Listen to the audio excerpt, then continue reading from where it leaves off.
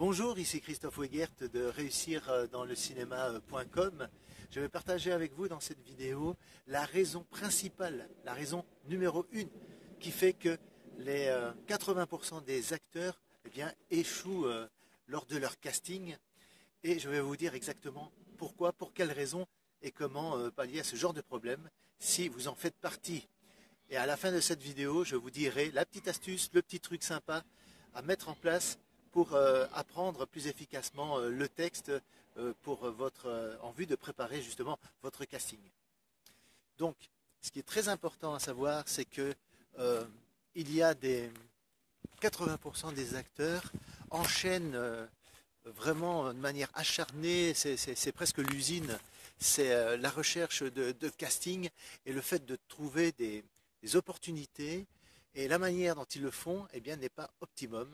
Ce n'est pas assez bien préparé, et ce n'est pas uniquement une question d'apprendre son texte, c'est une question d'attitude tout le long du processus de la sélection lors du casting. Parce que si on vous demande lors d'un casting de vous présenter, de parler un peu de vous, c'est pas pour rien. Ça donne des informations très importantes sur votre personnalité, sur votre attitude et sur aussi la vision que vous avez de vous-même. Si vous avez confiance en vous, ça va se voir. Et si vous hésitez, si vous n'avez pas confiance en vous, ça va se voir aussi. Ça donne des éléments importants au réalisateur qui, lui, se pose toujours la question quand il caste un comédien lors d'un casting, c'est: est-ce que je vais m'entendre avec ce comédien? Est-ce que je vais pouvoir travailler avec lui? Ou alors est-ce que ça va être prise de tête? Est-ce que ça risque de créer des conflits sur le tournage et même pendant la préparation du tournage?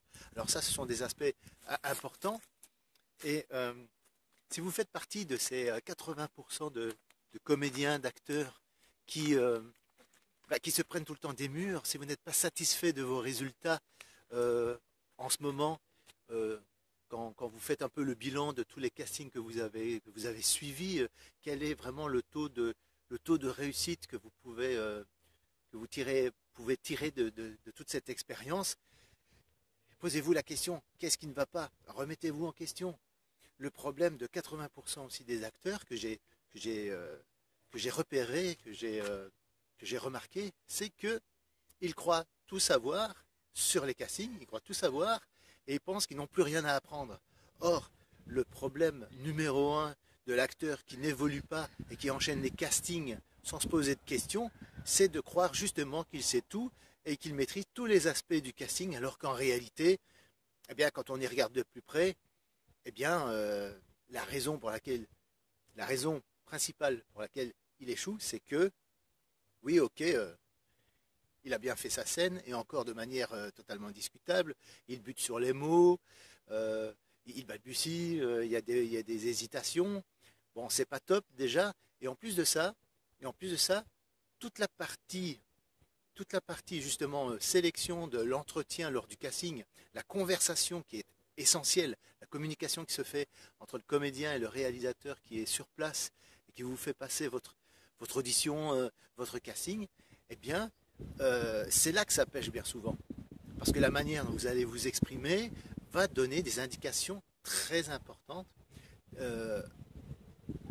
au réalisateur. Et c'est ce qu'il va faire, c'est là-dessus qu'il va faire son choix. C'est pas uniquement sur la scène. Quelqu'un qui est un peu maladroit dans sa scène, mais qui a une attitude tout à fait correcte et convenable, et qui est identifié par le réalisateur comme étant une attitude professionnelle, en tout cas une attitude avec laquelle il pourra composer pour faire du bon travail avec ce comédien, ça va peser énormément dans la balance, et je dirais encore beaucoup plus que la qualité de sa prestation en tant que telle lors de l'exécution de la scène. Vous voyez? Donc ça, c'est un aspect qui n'est pas négligeable.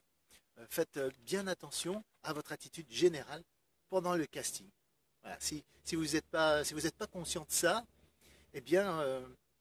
vous risquez de continuer à prendre des râteaux et enchaîner les castings sans jamais voir aboutir, conclure, aller jusqu'au bout de la conclusion, de la finalisation de l'obtention du rôle que vous convoitez lors du casting. Ça serait quand même dommage de passer à côté de ça et d'être condamné tout le temps à être dans un engrenage infernal qui fait que vous enchaînez les castings sans vraiment de résultats intéressants et positifs. Donc Si vous êtes dans ce contexte-là, posez-vous la question, le bilan, faites-vous le bilan sur vous-même et essayez de voir ce qui ne va pas et travaillez dessus. Alors soit vous essayez de le faire par vous-même, hein, ça c'est tout à fait possible, ou alors faites-vous accompagner. Vous pouvez demander ça à un copain comédien qui vous connaît très bien, par exemple, hein, sur le plan personnel, et vous pouvez lui demander, mais qu'est-ce qui ne va pas chez moi? Qu'est-ce qui fait qu'il y a quelque chose qui coince? C'est-à-dire qu'aucun casting, je n'ai jamais réussi à obtenir un rôle dans un casting. Qu'est-ce qui ne va pas chez moi? Alors, soit ça, quelqu'un qui vous connaît très très bien, ou alors, eh bien, faites-vous accompagner. C'est peut-être l'occasion de prendre un coach qui vous suit vraiment de manière individuelle, personnellement, pour pouvoir un petit peu mettre le doigt sur ce qui bloque et sur ce qui ne va pas. En tout cas, bon, pas chez vous, mais ça peut être un blocage psychologique. Le fait qu'il y a une erreur systématique que vous faites et dont vous ne vous rendez pas compte. Ça peut être ça, tout simplement. Et une fois que vous avez pris conscience de ça, eh ben vous pouvez passer au-dessus et améliorer ça. De telle manière à pouvoir eh bien, changer d'attitude, changer d'habitude et changer votre façon de faire. Et c'est probablement comme ça que vous aurez les meilleurs résultats, ou en tout cas, augmenter vos chances de réussite de vos castings, de vos prestations, et qui se conclut par la suite eh bien, par l'obtention du rôle que vous cherchez à avoir. Parce que le but, c'est pas de faire des castings, le but, c'est de faire des films, c'est d'avoir des rôles. On est d'accord. Donc, le mieux, c'est de faire ça le mieux possible, le plus professionnellement possible, et surtout, donner une bonne impression au réalisateur pour le rassurer, parce qu'il a toujours besoin d'être rassuré, sur la future collaboration qu'il y aura entre vous et lui.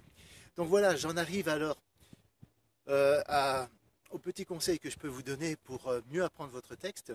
En fait, moi je suis Christophe Wiegert, donc je suis aussi le créateur d'une formation qui s'appelle le Casting Winner pour apprendre justement ces différents aspects et l'attitude professionnelle à avoir. Ben, j'en parle beaucoup dans cette formation et j'en arrive justement au petit conseil que je peux vous partager avec vous. En fait, c'est François qui m'a soufflé l'idée, qui est vraiment très sympa, qui a participé à cette formation à Casting Winner, qui disait que sa façon à lui d'apprendre un texte, c'est de venir dans un petit coin de nature comme ici, vous voyez, on est totalement détendu, c'est assez calme, etc.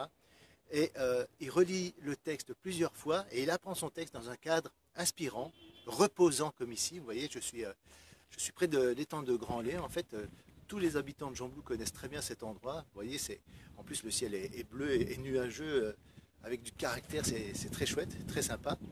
Et derrière moi, donc le grand étang de Grand-Lay, justement, où justement il y a cette ambiance de relaxation. Et plus vous êtes dans le lâcher-prise et dans la détente, et plus le texte va s'apprendre tout seul, et plus ça va rentrer en vous beaucoup plus facilement.